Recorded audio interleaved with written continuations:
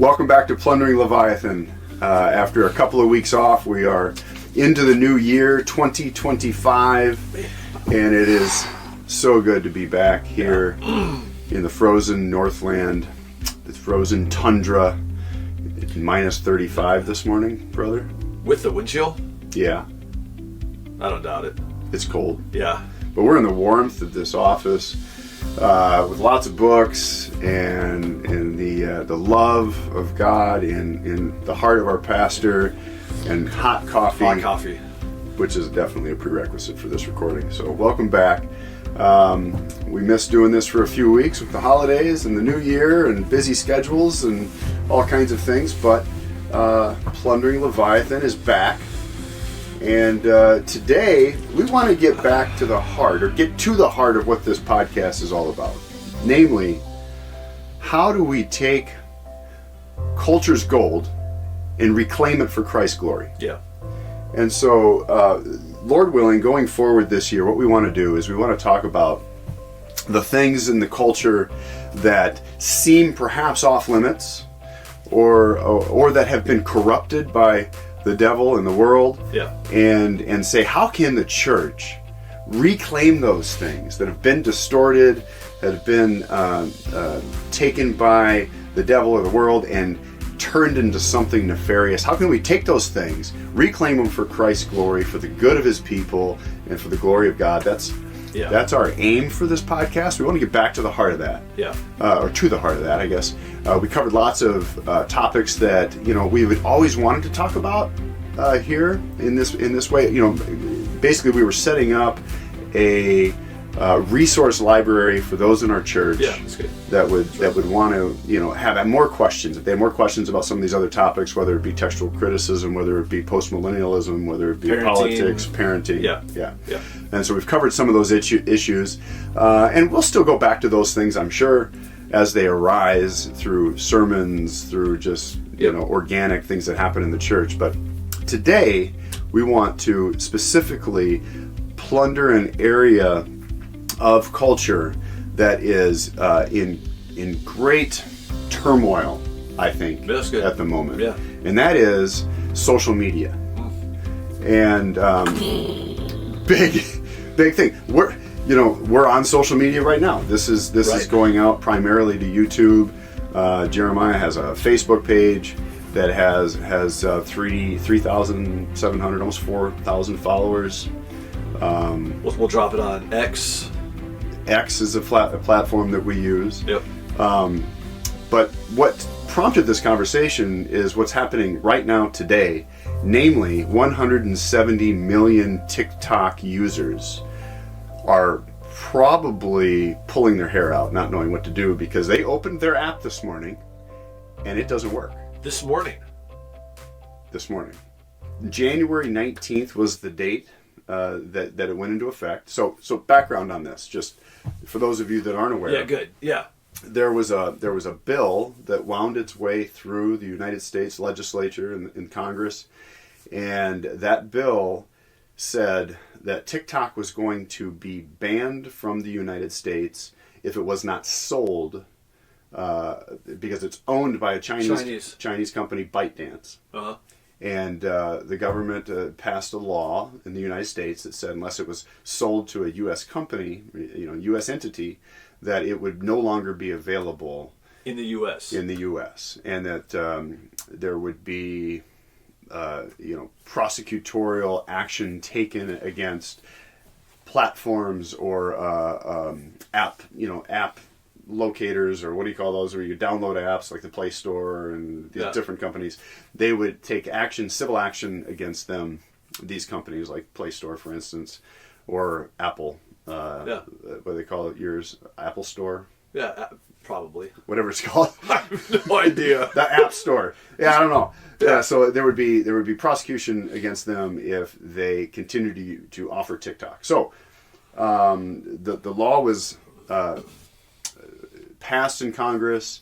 There was a challenge on the court levels, in the federal courts, that wound its way through all the way to the Supreme Court. And this week, the Supreme Court ruled that law that was passed by Congress is in fact constitutional. And so they upheld the law, which then made the law go into effect today, January 19th. Okay. President Biden has said that he was going to give 36 hours until President Trump, gets in office on Monday, so tomorrow. So he was giving a 36-hour window here between, the ruling from the Supreme Court and Monday when President Trump, President-elect Trump, takes the oath of office. He was going to give this, gray area window, whatever, where he would not prosecute or the law would not be enacted. TikTok is not trusting that. There's not enough.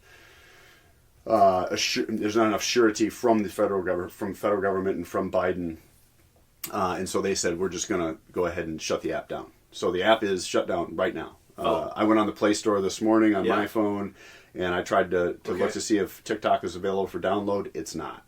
I went on TikTok.com to go look and see if that's available. It's not. If you type in TikTok.com right now, or if you have the TikTok app on your phone right now, Sunday morning, January 19th, 2025, you tap the TikTok icon on your phone, it will not open. It says it's unavailable. For 170 million users.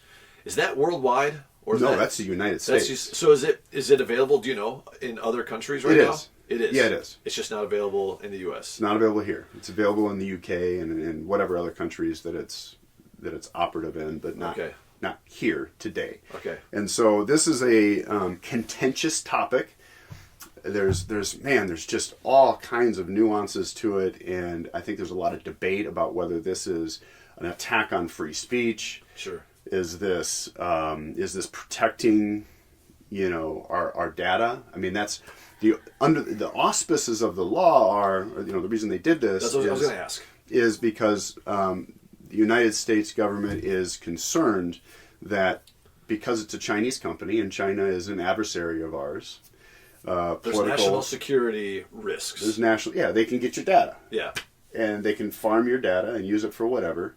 I mean, this is a genuine concern. Like China, as much as we're trade partners with us, and there's all kinds of back and forth, fiscally, we have an icy relationship politically with them. I mean, they're a communist country. We are a democratic country, a constitutional republic technically. So we have a lot of ideological differences in that realm. China exerts all kinds of control over their populace. Yep. They don't have free speech, where we have free speech, free-ish speech. Yep. Certainly, there's things you can't say, but sure, we're winding our way back to free speech. So there's all kinds of questions here about, is this a good law? Should we back this? Is TikTok a Chinese spyware, app?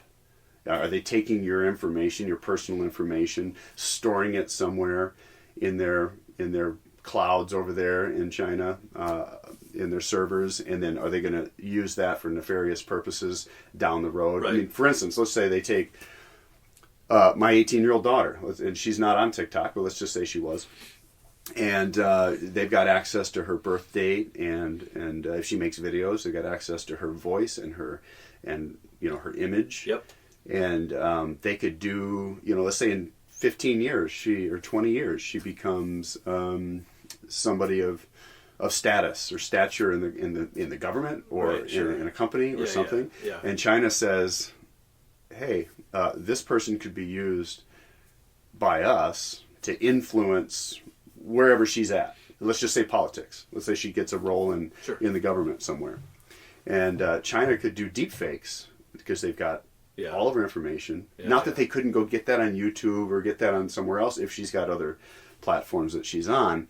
But they have a deeper level of access to our private information, banking information, all kinds of things. Mm. And that's the concern, is that should one of our adversaries have access to our citizens' private data? Yeah. And that's why they banned TikTok. Okay.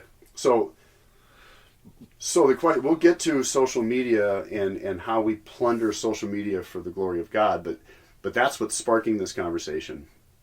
And it is a complex question of, are they suppressing free speech, they being the government in the United States? Are they suppressing free speech by banning TikTok? Or are they protecting us? Is this altruistic in its purpose? Also, is this something that could lead someday, like if they're going to ban TikTok, well, what are they going to ban next? That's a lot of people's fear. Are they going to ban X? Are they going to ban YouTube? Right. If they can ban this, they can ban anything. Yep. And so are they setting a precedent Sure. for further suppression of free speech down the road? So that would be one argument against it. I personally, I don't use TikTok. I don't like TikTok. I think it is a Chinese spy device. Is that why you would say you don't like it? There's a lot of reasons I don't like it. That's one of them. Okay. I think the algorithm is dangerous. Personally, Can you explain what that means? Because I think you're right, but that's a phrase that I throw around quite a bit too. The algorithms of social media. What does that mean?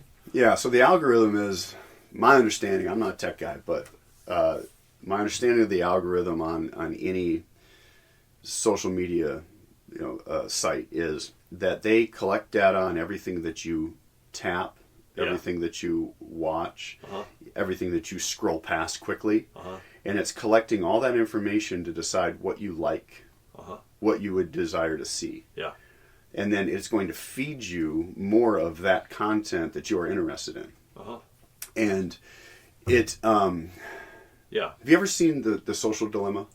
No, is that a movie? It's a movie / documentary called The Social Dilemma. All right. And I learned a lot of this in that. And I highly recommend that, Social Dilemma, because it shows how the algorithm can take you down a path that it wants to lead you to. Yeah. Typically, it'll feed you things that you like, but then it has to get more enticing. It has to entice you with more exciting videos or stories or posts. And typically those run down some line of extremism, one way or the other, because that's what gets. Well, it has to eventually clicks. if it's going to continue to get more and more enticing and whatever, intriguing, exotic. It has to increase it in extremity. That's right. And so, yeah, man, a lot of people get down a rabbit hole of extremism. I mean, let's just take the transgenderism craze in our culture today.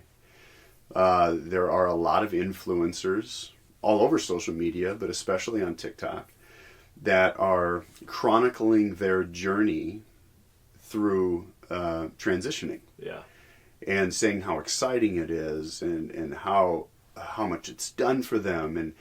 And granted, they're not telling you about all the downsides. No way. They're telling you all the great things. Yep. Because they're promoting it. They're influencers. But that would be true. That'd be true on anything, right? That's one of the reasons. For example, I have close friends that aren't on any social media platform because it is just it's a manicured, carefully manicured show and tell the best parts of your life. Right. And so you're not going to disclose here's the horrors of this thing that I'm going through right now. Right. No, you're not. But you're gonna. And so that is true. It's true for X. It's true for YouTube. Every influencer is going to do that. Instagram, is another popular social media app out there that you can curate your videos that you're putting out to the public to make it look like there's a certain thing going on in your life that is a certain way. Yep.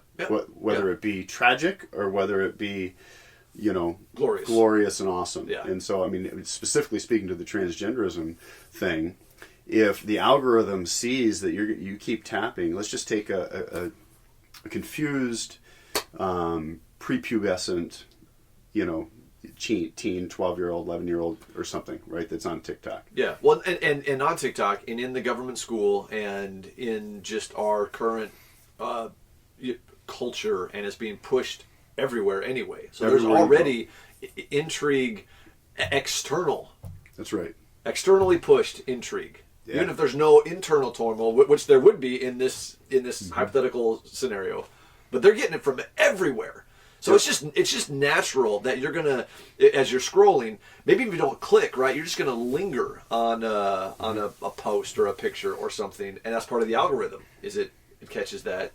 That's right. Yeah, you lingered on that post for a minute because it's intriguing or whatever, and so it says, "Hey, this person likes this, so I'm going to feed them." The algorithm is designed to feed them more of those things, and it's going to take it just naturally takes people down a path of more extreme posts. Otherwise, they're going to get disinterested if they're seeing the same thing or the same level over and over. Yeah. So, in order to keep their interest, they have to go deeper. That's right. All right. So I want that more and more, and so I think, this isn't unique to TikTok. This is on Instagram. This is on YouTube. Yeah. This is on X. Yep. This is everywhere. So it's not like this is unique there. But my understanding is that there's way more of it on TikTok than there is on somewhere else. And my thinking geopolitically is like if I'm China and if I'm a government that doesn't like the U.S. and wants to destroy it, Correct. you can destroy it from the inside by affecting the minds, Especially for the next generation. of the next generation coming up, for sure. Right. Right. I mean, you can exert power through money, in the government, right? But there's all kinds of other ways to do it. But they're playing the long game. Especially when social media is probably the number one influencer in our culture today. I mean, would you say that? Probably even more so than Hollywood movies, entertainment. It would be. Yeah. Oh yeah. 100%. Social media. Yeah, Hollywood plays a big role for sure. And in years past, Hollywood was the major producer of propaganda. Yeah. Right. The news media is a major producer of propaganda. But right now, social media has way more power in that area of propaganda. So if you wanna take over a country, playing the long game, do it from within. Yeah. And social media would be the number one target. Yeah, hit the kids when they're young, pollute their minds with these kinds of things. Now, I don't know. I didn't get a chance to do verifiable research on this, but I have anecdotal evidence based on what I've heard that that TikTok doesn't operate in China. Number one. So, but the TikTok at all. Well, ByteDance is the parent company of TikTok. Okay. ByteDance owns another company that is like TikTok that operates in China. Okay. I can't pronounce the name. Sure. But but it's the same company, same umbrella, right? And that version of TikTok in China, okay, has a different algorithm programmed in it than the version in the United States. Oh, like patriotism or whatever, maybe? In China, it's programmed because the government has a lot of control. There is no free speech in China. Right. Government has control, exerts control over private companies in China. And so they exert that control on their version of TikTok in China to program the algorithm in such a way that it promotes patriotism, that it promotes masculinity and femininity, not transgenderism, that it promotes healthy eating habits, because they want a strong populace. Makes sense, right? But in the United States, that algorithm is not that way. You're not. Can you find those videos on TikTok? Absolutely. And I don't know. I haven't tried this. I would imagine. I mean, if you're into health and fitness and patriotism, you can find those videos, and maybe the algorithm will keep feeding you those things. Which clearly you're not into any of those things. I'm not into those things. Right. Yeah. No, man, not at all. Health and fitness, patriotism. I mean, McDonald's, Maxon every day. Yeah. No, man. Don't listen to them. It's not true. But anecdotally, I've heard that that's the way it works. Is that the version in China gets lots of patriotism, positive things. The version in the United States gets just debauchery and all kinds of stuff. So, that's the question we have. Is this a suppression of free speech, or is this real, protection of our data and of our, populace? Yeah. And our children's minds, and are we protecting them by doing this? So interesting discussion. It is, and I don't know if I would have, I guess I would have thoughts on the free speech issue, but I think, more important probably than that for the sake of maybe our church family would be talking about social media just in general. But maybe before we jump into that, do you have any, so you raised the question, do you have thoughts on the free speech issue? Because I think that's an important question. I just don't think that's probably as pertinent to our church family as talking about the health, the sickness of social media in general, the pluses, minuses, positives, negatives, cost benefit. My main concern is for our kids. If we, as adults, hopefully we've cultivated more self-control and wisdom over the years. And as Christians, we have the Holy Spirit helping guide us into all truth. And so when we're on social media as adults, hopefully with the gift of the Holy Spirit in us, we can swipe past the things that are bad, right? And click on the things that are good. Hopefully we have the power within ourselves to control the time we spend. And we don't all do that well, right? Sometimes we get stuck in a mindless doom scrolling spot. But my concern more so is for the kids that don't have as much of that self-control cultivated or wisdom cultivated, where they're questioning everything maybe in life that they're being told from their parents, because that's natural. Your parents are telling you this is the way to live, and then the world and their friends and everybody are telling them something else. Right. Yep. And then they've got social media, which has this amazing amount of power. So personally, our kids don't get social media. So does this speak to the free speech issue? Because I'm tracking with you. I thought before we. Do you think it's a free speech? Because the argument makes sense to me. If you now, I don't have TikTok. Nobody in my family has TikTok. That's not an argument for or against it. It's just that's the way it is. So there's no skin in the game for me today, right? I had I would have never known that TikTok got shut down if it wasn't on other social media platforms or whatever. Mm-hmm. But you shut this down, okay. Right. Now what's next? You're going to shut down, our church's app. I mean, I don't know. Specifically to the free speech issue, I have two principles in me that are clashing. Yeah, one like angels. Is that what you're? I've got a libertarian impulse in me. Okay. He's that on that says, shoulder. Yeah, that says more information is better when it comes to free speech. Right. How do we counter misinformation, disinformation, malinformation with more information? Right. Right. So I've got this libertarian mindset. So it'd be like Elon Musk. Yeah, Elon Musk is what he would call himself, I think, a free speech absolutist. Okay. And he's come out in opposition to the ban and said that he wants. Sure. He says, no, don't ban TikTok. That makes sense. Right. Okay. The other side of me is the Christian that loves his country, that loves his church and his family and his heritage, and wants to see more positive influence from the sources of information that we get. Yeah. That wants to kind of come in and say, hey, this bad stuff, let's not do that.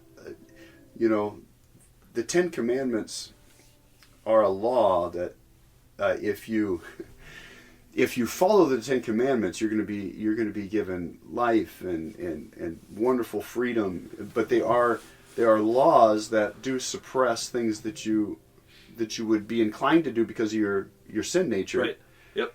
Right. But they're good. Paul said, "I wouldn't know what it is to covet had not the law said, do not covet." Yep. Right. And so there's this other side of me that says, well, we need good, godly laws in the country. So I think that banning things like pornography, should be done. I think banning anything that's going to twist our children's brains into thinking they're born in the wrong body, I think that should be banned. Yep. So there's the free speech side of me, the libertarian side saying, yeah, more speech don't suppress speech, but give more speech. But then I have this other side of me that says the law is good.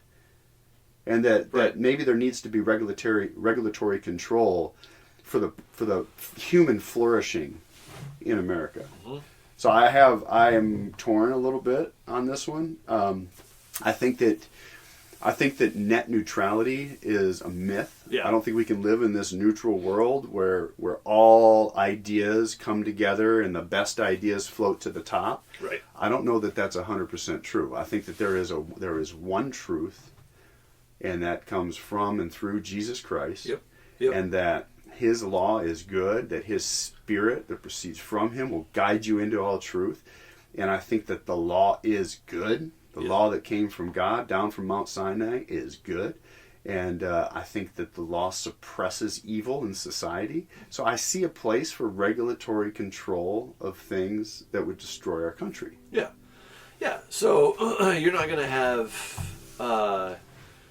you're going to curate, like let's say we've talked about this in school, for example. You have a country of free speech, but in the school setting, you're going to curate what curriculum is taught mm-hmm. in the classroom, and mm-hmm. you're going to make moral absolute statements. This is a good thing. This mm-hmm. is a bad thing, mm-hmm. and so you're not going to come in with truth claims that our government deems are not good and right and healthy for our country. You're going to do that just in a government school. So what I'm saying is we're censoring speech all the time, anyway. Yeah, absolutely. Right. The question is, are we going to censor speech that is counter to God's good design, or are we going to? Right. Because they've censored a lot of speech about Jesus being our Savior, or speech that comes from the Bible. In a lot of countries, that speech has been censored. Yeah, for sure it has. If you say true things from the Bible, like homosexuals will not enter the kingdom of heaven. Right. In some countries, that will get you charged with a crime. Sure. And that's just a Bible verse. Yeah. Right. So. But it gets trickier, right? When you're talking. So TikTok is this social media platform now, but like we've already clarified, the algorithms are at least similar to all these other platforms that are out there. Maybe they're more amplified here, but so maybe the only difference between TikTok and let's just say Meta, Facebook or whatever, would be that TikTok is owned, at least the controlling ownership is Chinese. Would that be like the main difference? That's what the government is using for their reason for the ban. Yes. Okay. They aren't concerned as much with the things that we're talking about here. Right. About truth claims coming from God and those things. I mean, our government is pretty much godless, no matter how much they pretend that they're not. Yeah, right. And so they're claiming it's a national security issue. That's their main reasoning. And that does open the door for, like, okay, if you can ban TikTok, then what else can you ban? And say that Elon Musk is a national security threat because he's in league with Trump. So when the next guys get in power, I mean, does this set them up in 4 years? Right. When let's say Gavin Newsom is president, God forbid, in 4 years, if I just tip my hand as to how I feel about Gavin Newsom, but so let's say he gets into he's president, and then he says Elon Musk is a national security threat, and he signs a bill that the Congress brings up that bans X. That's all. There's all kinds of questions here, but okay. I guess all that to say, it's complex. It is, sure. It's complex, and I would love if God was in the White House, that Jesus was sitting in the White House controlling our government, and he could control things the way that and move the populace in a direction to honor God.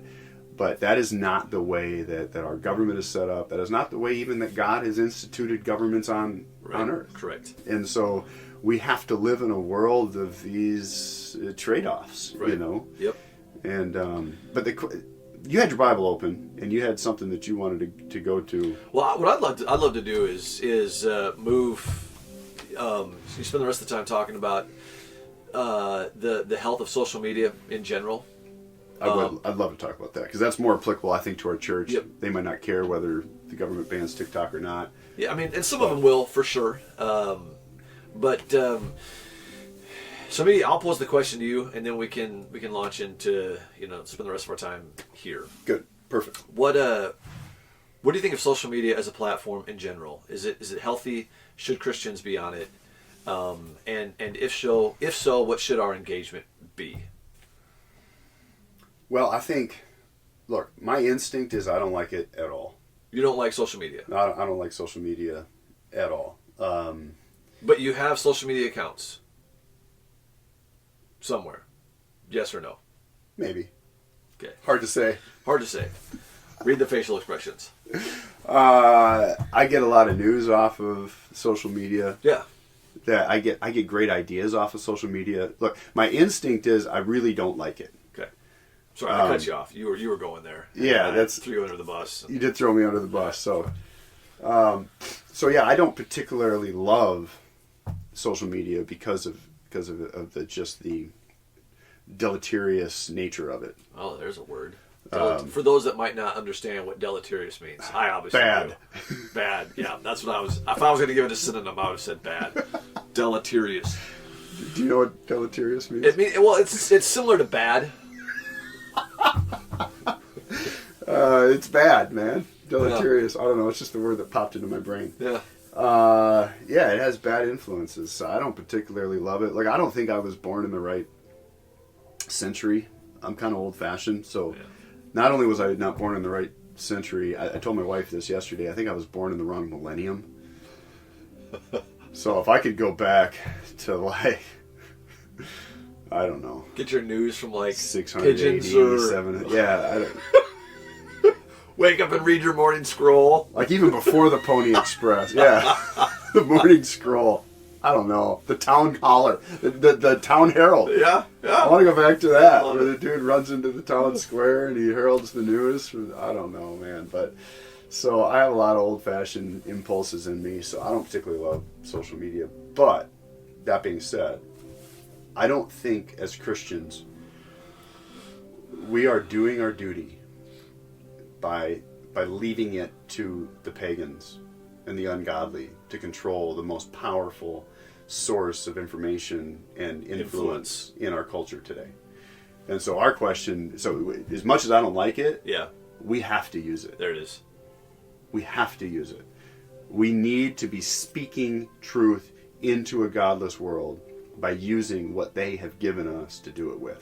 So that's probably a key, right? Is as soon as you said use, then you followed with by speaking truth into a godless world. So using it means speaking into it and through it, not being used by it. Yeah. I mean, that's very different. Most of us, I think, get used by social media. We're not using it. We're being used by it. We are being shaped by it. Yeah. We are being our preferences. We are what's being sold. Yeah. Yeah. Well, most of them are free too. So here's a profound thought that I've heard time and time again. If you're not paying for the product, you are the product. You are the product. Right? Yeah. What are they doing? They're collecting information on your habits, yep, on the things you like or dislike, and then they're feeding you advertisements, yep, to buy. I mean, how many times have we, even just our phones are listening to us. I've said something about a product, and then I get an advertisement for that product because my phone heard me say it, right, collected the information, somehow then prompted it to give me an advertisement. Yep. Gmail accounts are one of the number one ways they do that. Right. They're always collecting your data and then advertising. So if you're not, so that's on one level, if you're not paying for the product, you are the product. But on the other level, I like what you said. If you're not using it, it's using you. It's using you. And look, there'll be times that I sit down to use social media for my edification, whether it be through getting new ideas, access to new books and thoughts and things that make me go deeper into God. I'll sit down to do that and start out using the app for my good and for God's glory. And then before I know it, it's using me. Yeah. And taking me down a path. If Right. I'm not just Right. constantly thinking about what am I clicking, what am I watching, where is this taking me? Yeah. It can use me then. Yeah, you bet. So man, I mean that that elevates the conversation past. So we talked about kids, using social media, but I mean even adults, even mature, wise, careful adults get sucked into the black hole that is social media. Yeah. So it's definitely something that our culture has. I won't say co-opted, because it wasn't like it was developed by Christians. It's something that our culture has created that has potential for good, which is why we're talking about plundering it. I mean, so the gospel is able to spread in. So I'll put a post, and so I have Facebook. And I've used it for years as basically my blog site because of the algorithms. People find it easier and quicker than they would if I had just a traditional blog, And but I've only used it. I mean, 98% is just it's blogs, devotional thought, it's a scripture verse, it's a song lyric, but all of it is meant to point people to Christ, and it's, I push post and it's instantly accessible across the globe. That's amazing. And so I want to plunder social media in that kind of a way, and I think you can. There's a redemptive value to it. But it's so dangerous. We haven't even talked about some of the things like several years ago there was maybe it still exists. I'm not going to say the name, but it was a suicide challenge. And they were getting kids to buy into this 30 steps leading up to suicide. Yeah. And it was rampant. Yeah. That's something I didn't mention about the TikTok. I had this thought about the TikTok challenges that were out there. Right. And I meant to look it up this morning, and I didn't get to it. But how many kids have died doing TikTok challenges? Right. It's a lot. Yeah, and more than a couple. And I think TikTok, I think that's one of the things that sets TikTok apart, is that those kind of challenges are at least more rampant on TikTok than any of the other platforms. Yeah, you don't hear about Instagram challenges. No, right. They're called TikTok challenges for a reason, right. and kids are dying doing them. Yeah, and so that's not a free speech issue. There's a whole lot of other issues. That's not a free speech issue. No, that's a protecting our children issue. Yep. So one of the things I did a while back is I wrote 10 Commandments of social media. So if you log on to my Facebook page, I don't know when I wrote this, maybe sometime this past summer. I'll just read off the bullet points and tell me what you think. Okay. So this is how we plunder social media for Christ's glory. Yeah, so 10 Commandments. Right. I put social media is full of possibilities, both good and bad. You can either use it as a means of encouraging those in your cyber sphere, or you can become just another victim to the grim reaper of the digiverse. Social media is a tool, and tools can be dangerous. Yeah. Okay. All right. So then I listed some statistics. Like 95% of teens use social media for more than 3 hours a day. That's just staggering. So here's my 10 Commandments. None of my kids have social media. My oldest is 19, my youngest is 5. None of them have a social media account. And I think that's wise. I don't think they need one. Do your dogs have social media accounts? My dogs do not have social media. Some dogs have social media accounts. Some Sorry. cats. I understand. Rabbit trail. Yep. Maybe rabbits too. I don't. I don't think kids need a social media account. I don't think your kid needs a social media account. But Dad, how am I going to know what my friends are doing? This is what I hear all the time from my daughter at 18. Yep. Last night we had this discussion. Again, can I get Instagram? Can I get Instagram? Why? I'm going to move. In 4 months I graduate from high school, and I can do whatever I want. And I'm like, well, we can talk about that later, but no. Right. Now, okay, so again, when you get to be 17, 18, now again, my boys just they weren't begging for it, so we didn't go there, now at some point they're going to leave the house, and they almost, I don't know, I mean, the likelihood of them getting one is high. 100%. And so I've heard parents argue, get them one when they're like a senior in high school, and do it with them. Yep. So I'm not making an argument for that or against it. I think there's probably maybe some wisdom there. Yeah, and no, I think that's I lean that way. Like, okay, let's do that. That's what I told her last night. I said, well, okay, let's get Instagram and let's figure out a way that we can screen mirror so that when you're on it, I'm also on it. Yeah. And then she called me a Chinese dictator, and I said, no, I'm an American fascist dictator. But no, I'm your dad. I'm your doggone it, I'm your dad, and I'm a Christo-fascist dictator. I mean, get it straight. My God-given call is to raise you in the fear and the knowledge of God, and you can slap whatever label you want.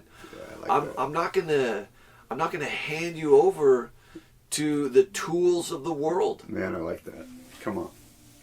Yeah. Like, okay, so maybe social media, like I think it can be a good tool, but again, I'm not going to give my son access to my compound miter saw without a lot of time of being right there with him every time he uses it. Now, there'll come a day when I'll say, hey, can you go cut this 2x? Yeah. And I'm not even going to be in the garage, but we've spent enough time together doing that. Now, am I a fascist dictator as I stand over him as he uses his saw? No, I'm his dad. Yeah. All right. Real quick, though, what do you say to those that have their kids on social media? Because they might be feeling like you're telling them that they're being bad parents right now. And I don't want anybody that's listening to this to say, come on, Jeremiah. Right. Man, you're binding my conscience on this issue. Look, there's not, you want to be so careful to use that phrase as a pastor that you're not binding somebody's conscience. This is an area where I get really, really close to being okay with binding a parent's conscience. We are losing our children. Come on. To social media. Yes. I mean, I was just on a you know how, again, algorithms, and I saw a young person's account just yesterday, the day before. I wasn't looking for it, just however the algorithms work, it pulled up, and it's tragic. And you see a trajectory over the years of how a young person's heart and mind are changed, and it's largely influenced. I mean, you could trace it. I think you could actually put a digitrail together, so not like a paper trail, but whatever you call it, like a cyber trail together, and show how this young person's heart and mind and soul, and now their body, have been absolutely shaped through social media in a way that is utterly contrary to the Word of God.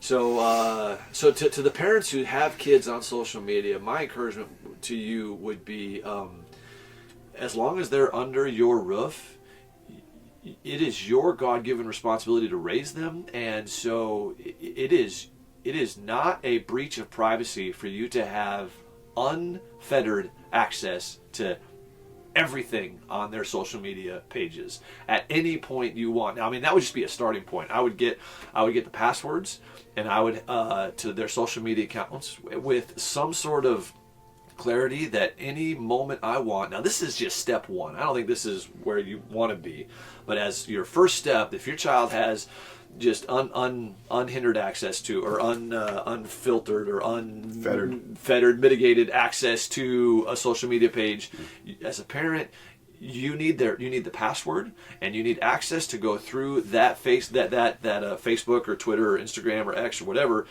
no longer TikTok, anytime you want, and see all the conversations that are going, all the pictures that are being posted, etc. I would start there. And there's software packages out there. We use Ever Accountable in our family. Yeah. Ever Accountable is a application that you download on all of your devices, and then you have an accountability partner that gets a report of every keystroke that you've made. Does that work pretty well? Device. It works phenomenally. By the grace of God, I don't have a desire to see images, especially when it comes to the area of porn, right? This device or this software works very well when it comes to porn. And so I don't have that proclivity, by the grace of God, to see those things. And my wife gets my report every week on a Tuesday. Yeah. And she says every week there's some hit on there, even though I haven't gone on any of those sites. I haven't clicked any of those things. But she still gets a tag that she can follow through with me on and say, hey, it says you clicked on this site or this thing scrolled across your page. Yep. And then we can have a conversation about it. Yeah. And we can go to that page and say, oh, this is what it is or whatever, and discuss it. But it works so well, and the details are so reported that it even flags things that aren't. Yeah, that's great. In social media pages too, not just on the internet, but it'll do that. Everything you've seen. Everything, yeah. Everything. It'll even capture screen images. Ever accountable. Ever accountable. So that would be another line of defense that I would say. Get your kids' passwords. Use a program like Ever Accountable. Covenant Eyes is another one. There's many of them out there that are good for that. You want to research whether it's good for Android or Apple, because I'm not sure. Right. You guys have we have both. You have both. Yeah. So I have an Android. Yeah. We're a multi. Yeah. Phone family. iPhones are garbage. Androids are the way to go. So, 10 commandments of social media. Number 1, be wise with your time. We can limit our kids' engagement on their phone. Mm-hmm. Put a timer somehow, so if we're talking phone. But I try to limit my social engagement to 15 minutes a day. Number 2, prioritize those in your local community over those in your cyber community. Spend more time with flesh and blood people. Good. Number 3, be wise and loving with your posts. Number 4, seek to build up and encourage. Just because you have the freedom to say something doesn't mean you're forced to say it. Just be. Number 5, guard your heart. And I mean, all of these have there's a lot more to say. Number 6. We'll put a link to this in the show notes. That'd be great, yeah. Number 6, set good boundaries.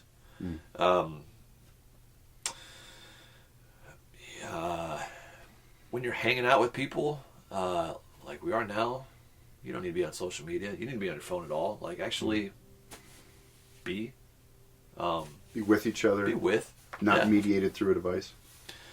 Don't get eaten by the trolls. I liked that one. We'll do a whole episode on that. Number 8, seek to win souls, not arguments. Ooh, good. Number 9, practice fasting. Yeah, periods of saying no to social media. Yeah. Yeah. I was talking to somebody just recently who turned her phone off for a day. And she just talked about that day lasted for a year. Yeah, no, as far as in her mind, it was so long. Sure. Well, and she was able to pause and just take in things. Yeah. Yeah. Yep. Look at the sky. Look at trees. Look at birds. Right. Number 10, point others to Christ. The world doesn't need more selfies. The world doesn't need more political memes. The world doesn't need more gotcha arguments. Yeah.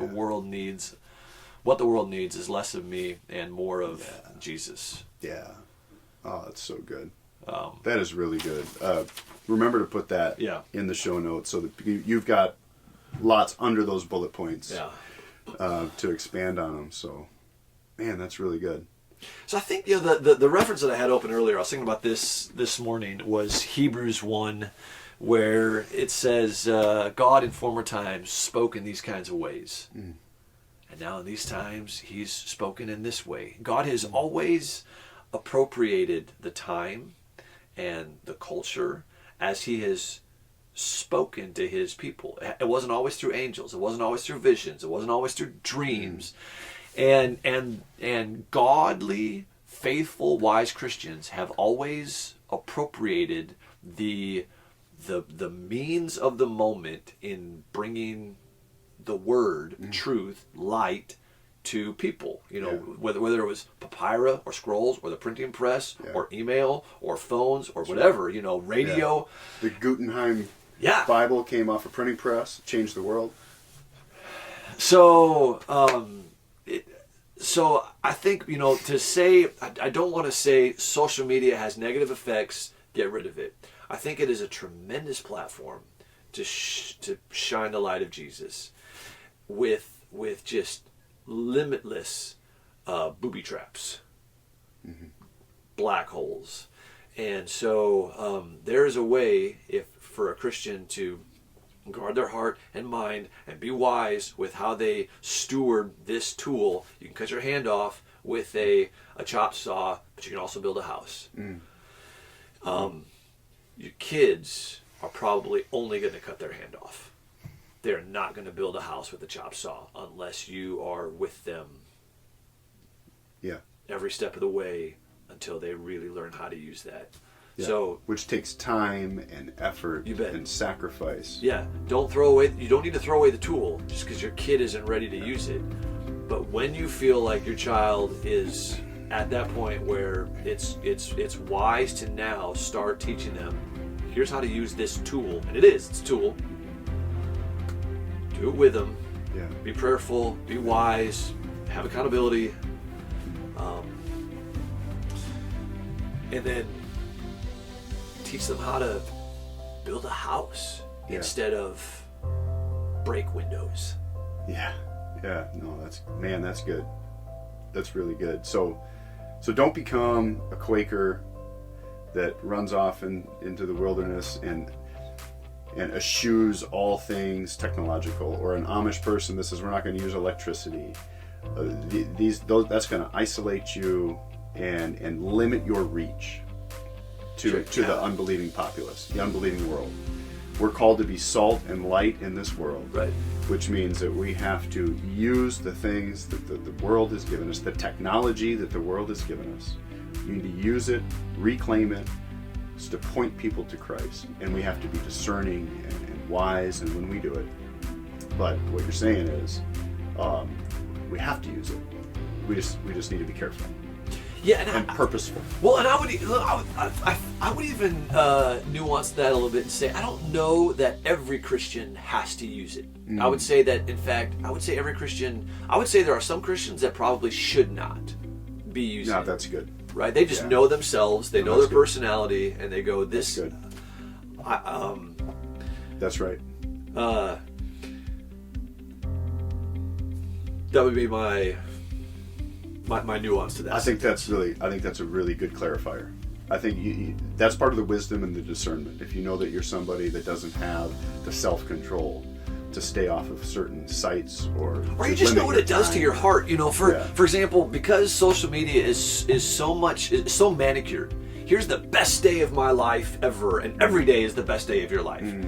Here's the success of my kids, and I'm not going to tell you any of their failure stories. Here's just their success stories. Here's my climbing the ladder. Here's how good I looked last Tuesday as I went out on this. You can just have a heart that feels like, oh, my life isn't like that.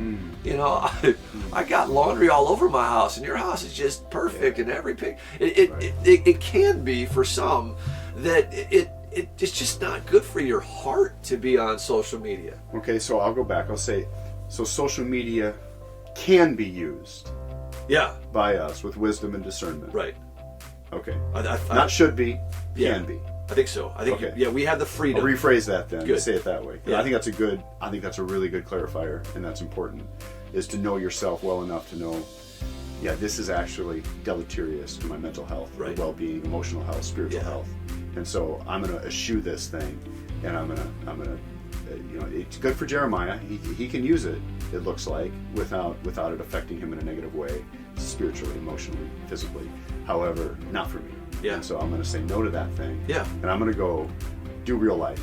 Yeah. In real life. With real people. And build things that way. Yeah. So, but it can be used. I think so. Yeah. We can reclaim culture's gold in social media for Christ's glory. Amen. Good. All right. Anything else? That's it. Is that the last word? So I'll say this. Leviathan has been bound.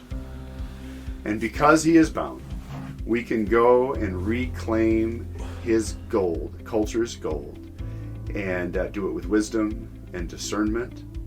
Okay? Because he is bound, go get his stuff and use it for Christ's glory. Amen. Until next time. Love it. Awesome.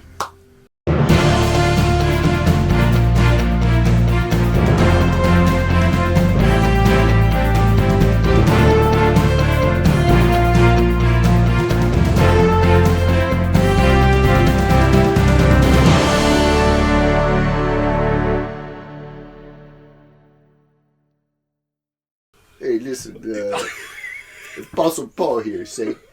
Now, I sent you Titus, okay? And Titus, he came back without my money. So here's what I'm going to do, okay? Listen, I'm going to send you Tony and Tito next time. And it ain't going to be as nice as Titus, okay? And if I have to, if they come back without the money, then I'm going to come. I'm going to get you And you say that I'm weak in person and I'm strong in my letters, but you're going to find out just how tough I am. You understand?